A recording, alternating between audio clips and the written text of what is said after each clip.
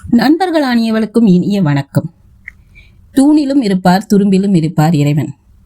இதை சிலர் புரிந்து கொள்வார், சிலர் புரிந்து கொள்ள மாட்டார். புரிந்து கொள்ளாதவருக்கு விவேகானந்தர் கூறும் அறிவுரையை கதையாக காணலாம். வாங்க கதைக்குள்ள போகலாம். சுவாமி விவேகானந்தர் ஒரு முறை ஆழ்வார் சமாஸ்தானத்திற்கு சென்றார். அங்கிருந்த மகாராஜா மங்கள் சிங் விவேகானந்தரை அன்புடன் வரவேற்றார். மகாராஜாவுக்கு இறை வழிபாட்டில் பல சந்தேகங்கள் இருந்தன. குறிப்பாக அவர் விக்கிரக வழிபாட்டை ஏற்கவில்லை. எனவே விவேகானந்தரிடம் கேள்வி கேட்டார். கல்லாலும் உலோகத்தாலும் ஆன இந்த விக்கிரகங்களில் என்ன சக்தி இருக்கிறது என்று இவற்றை நாம் வணங்க வேண்டும்? அறியாமல் இவற்றை வணங்குவது முட்டாள்தனம் அல்லவா என்றார். விவேகானந்தர் மகாராஜாவின் கீழ் இருக்கும் ஒரு திவானை அழைத்தார். அந்த அறையில் மாட்டப்பட்டிருந்த மகாராஜாவின் உருவப்படத்தை கழட்டி கொண்டு வருமாறு பணித்தார். திவானும் அவ்வாறே கழட்டி கொண்டு வந்தார். பின் திவானை பார்த்து இதன் மீது துப்புங்கள் என்றார். திவான் திகைத்து போனார். ஐயோ, இது மகாராஜாவின் உருவப்படம் ஆயிற்றே, எப்படி இதில் துப்புவது என்றார் அச்சத்துடன். சரி, உங்களுக்கு அச்சமாக இருந்தால் வேண்டாம், வேறு யாராவது வந்து துப்புங்கள் என்றார் விவேகானந்தர். அனைவரும் பேய் அறந்தது போல் விழித்துக் கொண்டு நின்று கொண்டிருந்தனர். அன்றி அதை செய்வதற்கு யாரும் முன்வரவில்லை. உடனே விவேகானந்தர், நான் என்ன உங்கள் மகாராஜாவின் முகத்தின் மீதா எச்சில் துப்பச் சொன்னேன்? இந்த சாதாரண படத்தின் மீதுதானே துப்பச் சொன்னேன்.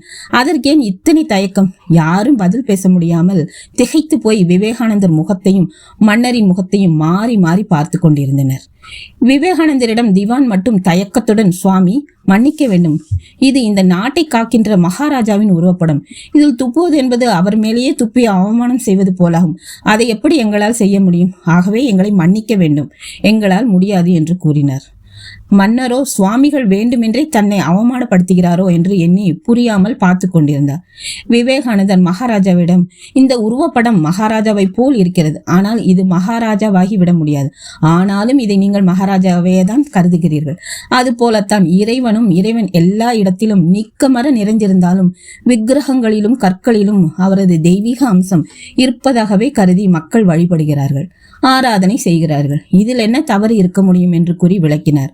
மகாராஜா விக்கிரக வழிபாட்டின் பெருமையும் அதன் உண்மையை உணர்த்தும் சுவாமிகளின் மேன்மையும் புரிந்து கொண்டார். தனது தவறான கேள்விக்கான தன்னை மன்னிக்குமாறு வேண்டி விவேகானந்தரின் ஆசியை பெற்றார். இந்த கதை பிடிச்சிருந்தா லைக் பண்ணுங்க, ஷேர் பண்ணுங்க, சப்ஸ்கிரைப் பண்ணுங்க. மறக்காம கமெண்ட் செக்ஷன்ல உங்கள் கருத்தை பதிவிடுங்க. நன்றி, வணக்கம்.